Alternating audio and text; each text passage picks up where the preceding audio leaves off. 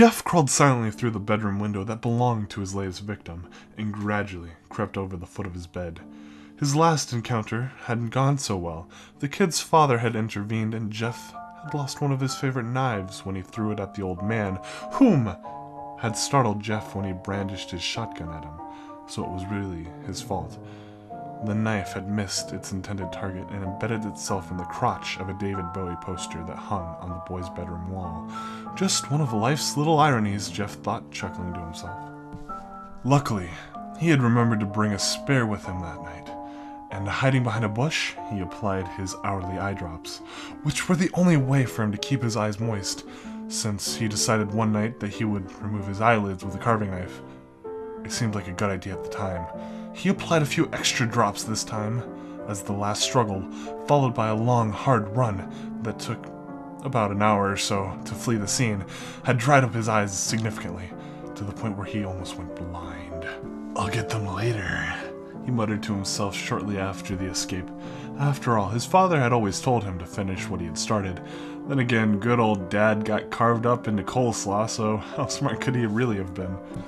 Jeff was feeling hopeful about this next venture, though, and he raised his knife high above his head, taking the moment to savor the murder that he was about to commit, as he liked to treat every slaying like a Thanksgiving dinner. But as he was about to plunge the knife into the helpless victim, reveling in the sensation of his hands submerging themselves in a freshly opened stomach wound, and giggling at the pitiful gasps of shock and pain that usually followed, he heard a voice that made him stop in his tracks. "Well, hi there, Smiley," the voice said. "It sure took you long enough to get here." It was the voice of the man in the bed.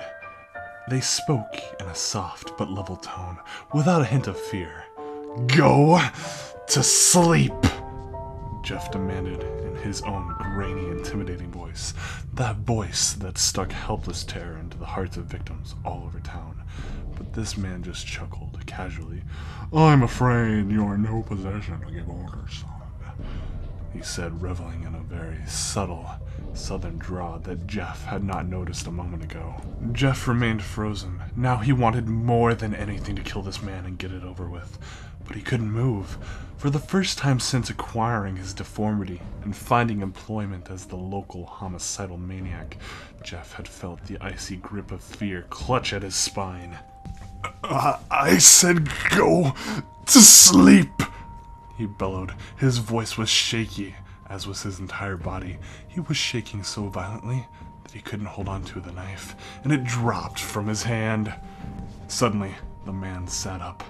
The movement was so sudden that it startled Jeff, and he stumbled back a couple paces. Jeff still could not make out any of the man's features, only a vague outline of his upper body. It was as if the man was deliberately shrouding himself in darkness. The figure turned to face Jeff, and although he could not see them, he could feel the man's eyes staring directly at him, penetrating into the deepest regions of his being.